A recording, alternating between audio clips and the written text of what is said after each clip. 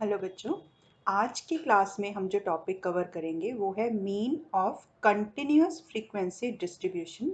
अगर आपको नहीं पता कंटिन्यूअस फ्रीक्वेंसी डिस्ट्रीब्यूशन क्या है तो आप इसके फर्स्ट लेसन पर जाओ। वहाँ जितने भी टाइप का डेटा है सबको थॉरली एक्सप्लेन किया गया है। यहाँ हम उसका मीन निकालने वाले हैं जो कि बेसिकली 3 मेथड से निकलता है। बट उसको समझने से पहले उसके फॉर्मूलाज में हम जो सिंबल्स यूज़ करेंगे पहले हम उनको देख लेते हैं कि कैसे यूज़ होते हैं। अब देखो, जैसे कि डेटा जो होगा, डेटा को हम कहते हैं एक्स आई, है ना। आई, व्हाट इज दिस आई? आगे इस आई जो के फर्स्ट नंबर के डेटा को हम आई x1 x2 x3 x4, तो यहाँ मतलब हम आई को 1 2 3 4 वैल्यूज देते जाएंगे अकॉर्डिंगली जिस नंबर पर हम उस वैल्यू को लिख रहे होंगे।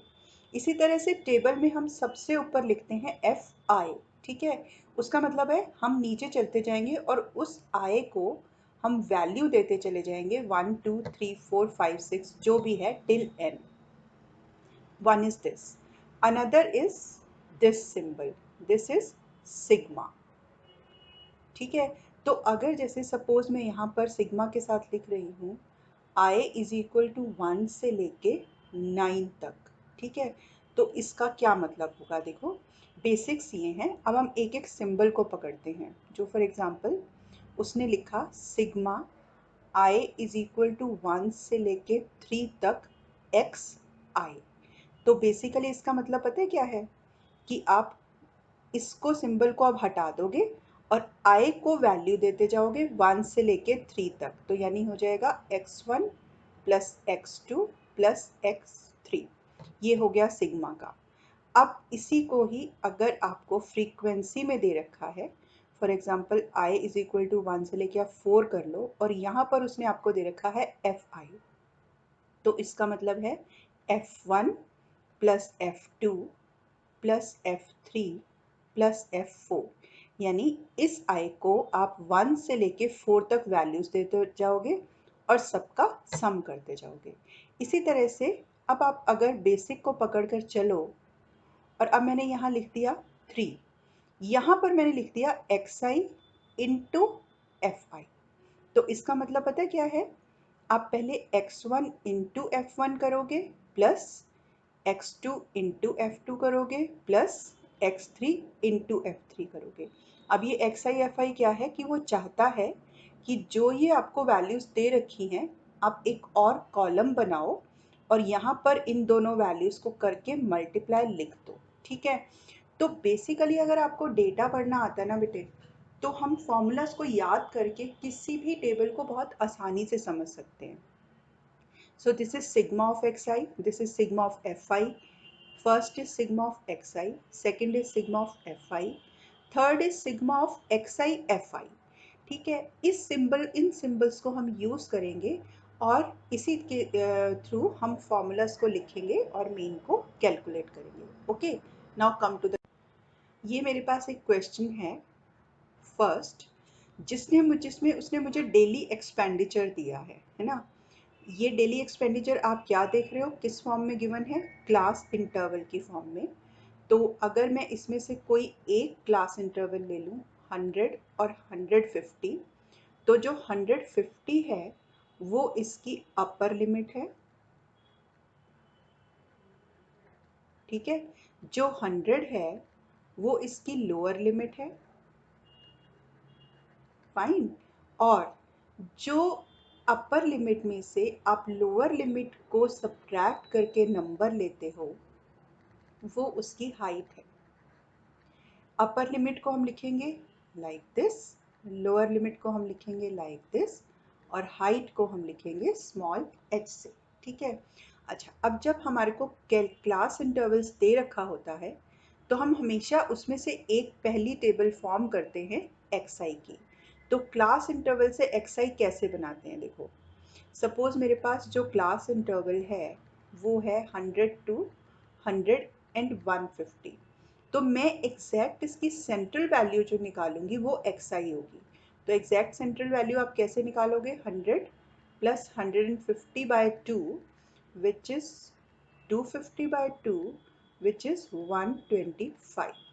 तो इस पर्टिकुलर क्लास इंटरवल के लिए जो xi की वैल्यू हो गई वो हो गई 125। ठीक है, सेकंड में इस तरह से आप कैलकुलेट करो, ये आपके पास हो जाएगी 150 plus 200 upon 2, that means 350 upon 2, 175। तो इसका हो गया xi आपके पास 175। अब मुझे एक रिदम सी नज़र आ रही है, तो अगर मैं ध्यान से सोच कर देखूं तो बाकियों को कैलकुलेट किए बिना भी लिख सकती हूँ। ओके, ये तो काम हो गया क्लास इंटरवल में से xi को बनाने का, और जो मैंने फर्स्ट मेथड लिया है दैट इज़ डायरेक्ट मेथड। मैंने अभी आपको बताया था 3 मेथड्स हैं इसको कैलकुलेट करने के, तो पहले मैं डायरेक्ट मेथड से कर रही हूँ। अब देखो मैंने यहाँ पर जो लिखना है ना, आपने उसको समझना है। मैंने यहाँ लिखा है xi fi, यानी कि मैं क्या चाहती हूँ कि x1 को f1 से मल्टीप्लाई करके यहाँ पर लिखूँ, x2 को f2 से मल्टीप्लाई करके यहाँ पर लिखूँ, एंड सो ऑन, सारी वैल्यूज़ को कर दूँ कैलकुलेट। तो 125 into 4 500, and 175 into 5 is how much? 875. 875. 225 into 12 is 2700. This is 550 and this is 650. अच्छा, यहाँ पर मैं इसके नीचे इसका सम निकालूंगी, तो देखो मैंने वही सिंबल यूज़ कर लिया। यहाँ पर मैंने सबको ऐड किया और इनका सम आपका बन रहा है 5275। ओके, नंबर, किसी भी चीज़ का नंबर, कहीं पर भी आपको नंबर मिलेगा ना बेटा, वो हमेशा आपकी फ्रीक्वेंसी होगी। सो ये आपका एफ आई का टेबल है, इसका भी समेशन आप कर लो। Summation of F I is equal to 25।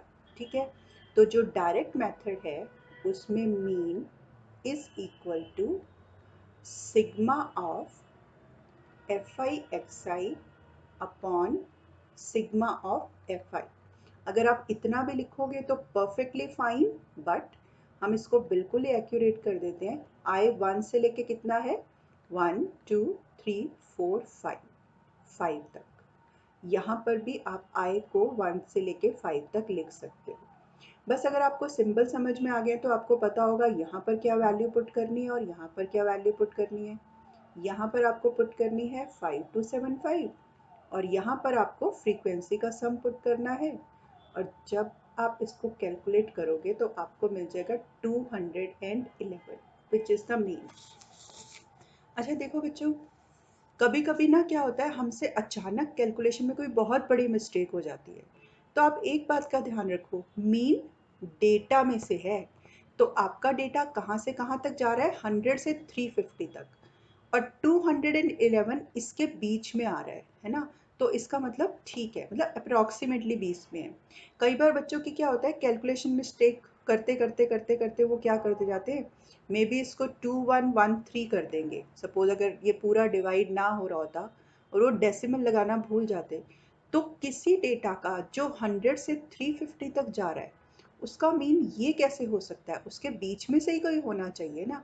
तो ये कुछ फंडास हैं जिससे आप एकदम से नोटिस में ला सकते हो कि डेफिनेटली आपसे कहीं ना कहीं मिस्टेक हो गई है।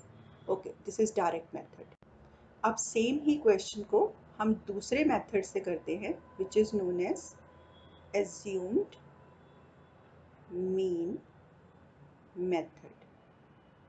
इसमें क्या करना है बेटा, एक्साई तो बिल्कुल पिछले क्वेश्चन जैसे बनाना है, बन गया आपका 175, 225, 275 एंड 325।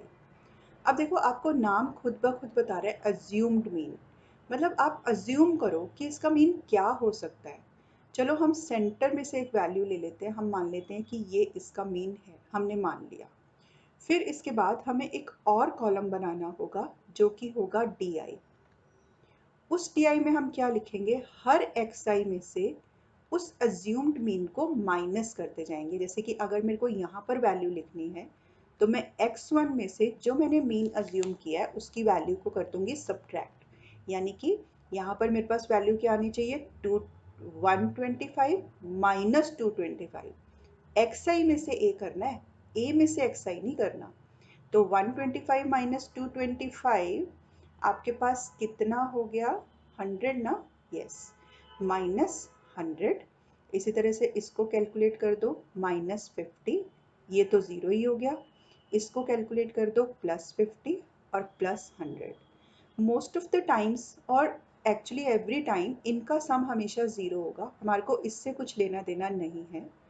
अब अज्यूम्ड मीन मेथड के लिए हम आगे एक और टेबल बनाएंगे। देखो, वो टेबल होगी आपकी FI की। अब आपको समझ में आ रहा है, नंबर वाला कॉलम हमेशा FI का होगा और ये DI का है। इसका मतलब आपको फर्स्ट इसका F1 को फर्स्ट D1 से करना है, F2 को D2 से करना है, F3 को D3 से एंड सो ऑन।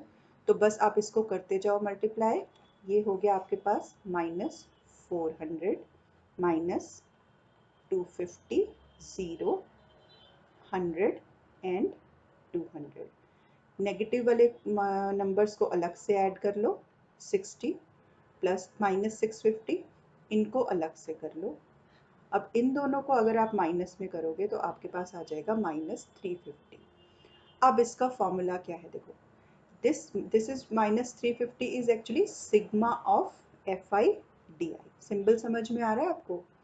अब मैं अज्यूम्ड मीन का लिखती हूँ formula. Mean is equal to A plus A is what? Assumed mean. A आपने यहाँ पर लिया है 225 which is assumed mean. A plus sigma FI/DI upon sigma FI. यहाँ पर आपकी कितनी है? 1 2 3 4 5। तो I जो है 1 से लेके 5 तक जा रहा है। I 1 से लेके 5 तक जा रहा है। Now you have to put the values. देखो, A हमने क्या लेट किया है? 225। सिग्मा ऑफ FI/DI आपके पास क्या रहा है? -350। और sigma of FI, this is sum of frequency ना, सिग्मा ऑफ FI आपके पास आ गया 25। ठीक है। अच्छा, आप इन क्वेश्चंस में ना एलसीएम वाला तरीका मत लेना, बहुत लेंथी मेथड पड़ेगा। गलत नहीं है, लेकिन अगर आप यहीं पर इसको सॉल्व कर लोगे ना तो आपका क्वेश्चन जो है बहुत छोटा पड़ जाएगा। देखो, सीधा का सीधा आपके पास आ गया एंड 211 इज मीन। अच्छा, मीन आप किसी भी मेथड से कैलकुलेट कर लोगे बेटा, हमेशा सेम ही आएगा। सो this is second method of calculating mean of group series, class interval series. अच्छा बेटा, अब जो हम थर्ड मेथड लेने वाले हैं that is step deviation method और शॉर्टकट मेथड। और इसमें जो जो कॉलम्स ऊपर वाले यूज हो रहे थे मैंने उनको एज इट इज लिख लिया है। अब इसके अंदर जो एक्स्ट्रा कॉलम आएगा ना बेटे, वो आएगा आपका UI का, which is DI upon H। Now what is H? Upper limit में से लोअर लिमिट को माइनस कर दो, एक नंबर मिलेगा दैट इज H। किसी में भी देख लो, upper limit minus lower limit. यानी अब मुझे क्या करना है? हर DI को 50 से डिवाइड करना है और नेक्स्ट कॉलम में लिखते जाना है। अब इससे नेक्स्ट कॉलम बनाओ। मैंने लिखा FI/UI। अगर आप समझ गए हो क्या करना है तो झट से मेरे से पहले आप इसको लिख लो। और यहाँ पर मुझे चाहिए सिग्मा ऑफ FI/UI। तो इसका मतलब मैंने इनको तो किया जी अलग से कैलकुलेट और इसको किया अलग से, और मुझे मिल गया -7। This is sigma of FI/UI। अब आते हैं इसके फॉर्मूला पे। मीन इज इक्वल टू, हमने A में से सब्ट्रैक्ट किया था तो यहाँ ऐड कर दिया। यहाँ पर आया sigma of FI/UI upon sigma of FI। एक जगह हमने यहाँ हर एक को H से डिवाइड किया था तो यहाँ मल्टीप्लाई कर दिया। तो आप देख रहे हो फॉर्मूलाज कैसे बन रहे हैं। हमने जो जो शॉर्ट करने के लिए किया था उसको हम वापस रख रहे हैं। Now just put the values बेटा। 225 -7 upon 25 into height is 50। 225 minus 14 is equal to 211। आप देखना बेटा, जो हमने कैलकुलेट किया था ऊपर सेम वही आ रहा है हमारे पास, 225 माइनस 14 है ना, और मीन भी वही आ रहा है। तो आपने देखा तीनों मेथड से मीन बेटा सेम आ रहा है। अच्छा, आपके दिमाग में आ रहा होगा कि अगर मान लो तीनों से आंसर सेम ही आना है तो हम हर बार अलग मेथड क्यों लें? अब देखना, मैं आपको एक सिचुएशन बताती हूँ और मैं आपसे कहूँगी आप उसमें डायरेक्टली कैलकुलेट करो। सपोज आप किसी ऑफिस में सैलरी देते हो अपने उनको, और उस सैलरी का अमाउंट किसी का 50,000 है, किसी का 60,000 है, तो आपको ये जो नंबर मिलेगा ना बहुत बड़ा मिल जाएगा। ठीक है, तो डायरेक्ट मेथड करने से बहुत लेंथी पड़ेगा। आप देख रहे हो हम जैसे जैसे नेक्स्ट शॉर्टकट पे आते जा रहे हैं हमारी कैलकुलेशंस कम होती जा रही हैं। तो मेथड उस हिसाब से डिसाइड करना चाहिए कि आपका डेटा कितना बड़ा या कितना छोटा है, अकॉर्डिंगली आप उसका मेथड डिसाइड करोगे। ओके ओके, तो अब हम निकालेंगे मोड क्लास इंटरवल की सीरीज़ का मोड। ठीक है, अब यहाँ पर ना मुझे xi निकालने की ज़रूरत नहीं है। ठीक है, मोड निकालने के लिए मेरे को यही डेटा काफ़ी है। अब जब हमने स्टार्टिंग में फर्स्ट लेसन में किया था, मोड का क्या मतलब होता है? Highest occurring frequency, highest occurring frequency. अब यहाँ पर हाईएस्ट अकरिंग फ्रीक्वेंसी तो 12 है, बट 200 से लेके 250 तक सारे नंबर्स उसके बीच में आ रहे हैं और हमारे को कोई सिंगल नंबर चाहिए। ठीक है, तो यहाँ इस केस में ना मुझे इस टेबल की ज़रूरत है ना मुझे इस टेबल की ज़रूरत है। बस मुझे डेटा को लिखना है कि जो हाईएस्ट फ्रीक्वेंसी होगी उसको मैं नेम दूंगी F1, जो भी हो। जो उसके ऊपर वाली होगी उसको मैं नेम दूंगी F0, और जो उसके नीचे वाली होगी उसको F2 दूंगी। बस मुझे इतना ही करना है। ठीक है, और हाइट आपको पता है अभी तक निकालनी आ गई होगी। अपर लिमिट में से लोअर लिमिट को सब्ट्रैक्ट किया, मुझे जो नंबर मिला दैट इज़ हाइट। ओके, अब हम लगाते हैं इसका formula L plus L plus F1 minus F0 upon twice of F1 minus F0 F1 into H. Now what is this L? देखो, जो हाईएस्ट फ्रीक्वेंसी है ना बेटा, आप उसके वाले क्लास इंटरवल पे जाओ, उसकी जो लोअर लिमिट होती है वो यहाँ पर लिखी जाती है। तो यहाँ पर मेरे पास इसके हिसाब से यहाँ पर लिखो मोड इज इक्वल टू, तो मोड क्या हो गया मेरे पास 200 plus, now you have to just place the values. F1 is 12 minus 5 upon 2 into 12 minus 5 minus 2 into h is 50. Fine. Now just calculate it बेटा, 200 प्लस, अब देखो बॉड मास में ना कहता है पहले मल्टीप्लाई करना है, तो कहीं आप पहले 12 में से 5 को सब्ट्रैक्ट मत कर देना। This is against BODMAS rule, और बिल्कुल आपकी कैलकुलेशन गलत हो जाएगी। तो 24 माइनस 5 माइनस 7, तो आपका ये हो जाएगा 17 इंटू 50। आप इसको कैलकुलेट करो, आपको मोड की वैल्यू मिल जाएगी 220.6, है ना। मैंने आपको क्या बताया हुआ बेटा कि आप इसमें एलसीएम वगैरह नहीं लोगे। देखो 200 प्लस इसको जो आपका कैलकुलेट करके आए, जो आपका आएगा अप्रॉक्सीमेटली 20.6, इसको अलग से कैलकुलेट कर लो और फिर बाद में इसमें ऐड कर दो। मतलब एलसीएम लेने वाला मेथड इसमें पड़ता है लंबा। सो this is how mode is calculated in class interval series. अब सेम ही डेटा का हम कैलकुलेट करेंगे मीडियन क्लास इंटरवल सीरीज में। मीडियन को कैलकुलेट करते हुए ना बेटा हमारे थोड़े से स्टेप्स ज़्यादा हैं। देखो, मीडियन में हमको ये नहीं चाहिए। फर्स्ट ऑफ ऑल इसमें हम एक क्यूमुलेटिव फ्रीक्वेंसी की टेबल बनाते हैं। Now what is this cumulative frequency? देखो, जैसे मेरे पास डेटा है 100 से 150, मैं इस डेटा को ऐसे नहीं पढ़ूंगी, मैं इस डेटा को ऐसे पढ़ूंगी। लेस देन 150 मेरे पास कितने हैं, लेस देन 150 मेरे पास कितने हैं, तो ये 4 ही हैं जो मेरे पास लेस देन 150 है, मैंने यहाँ 4 लिख दिया। नेक्स्ट उसमें मैं पढ़ूंगी लेस देन 200 मेरे पास कितने हैं, तो ये दोनों ही 200 से लेस हैं, तो यानी कि मैं 4 में 5 को ऐड कर दूंगी, जो 9 होगा वो लेस देन 200 होगा। अब नेक्स्ट कॉलम में आके मैं करूँगी लेस देन 250। 250 में तो ये तीनों ही आ गए, है ना। इन दोनों को मैं ऑलरेडी ऐड करके 9 ला चुकी हूँ, तो बस अब मैं इसके अंदर 12 और ऐड कर दूंगी, दिस विल बिकम 21।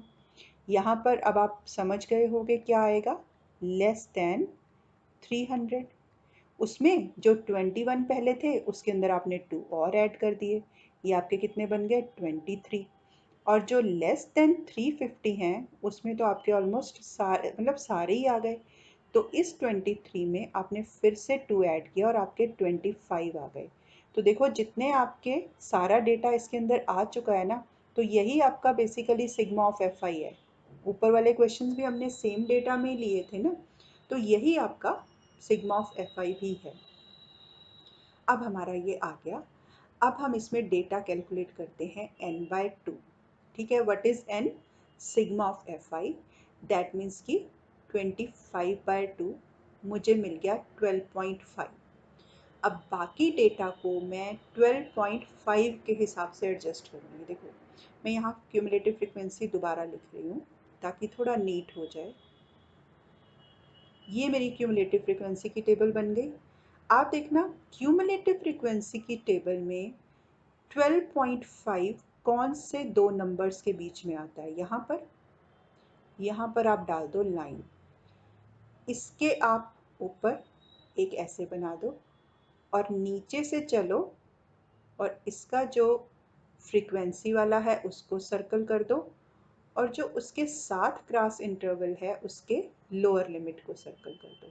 ठीक है, तो आपके पास कौन कौन सी वैल्यू सर्कल में है, 200, 12 एंड 9। अब इनको हम लिख लें। यहाँ पर मैंने फ्रीक्वेंसी किसको सर्कल करी है, 12 को, लोअर लिमिट क्या ली है मैंने, 200, एंड क्यूमुलेटिव फ्रीक्वेंसी में से क्या मैंने हाईलाइट किया है, 9।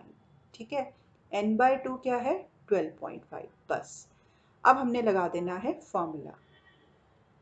मीडियन का फॉर्मूला है आपके पास L, बेटा L इज कैपिटल, स्मॉल पीछे लिखा था कोई फर्क नहीं पड़ता, n/2 minus CF upon F into H आपको अभी तक बहुत अच्छी तरह से समझ में आ गया होगा कि अगर आप इसमें से इसको सब्ट्रैक्ट करोगे, कहाँ से, अपर लिमिट में से लोअर लिमिट को, तो जो आपको मिल जाएगा वो हाई।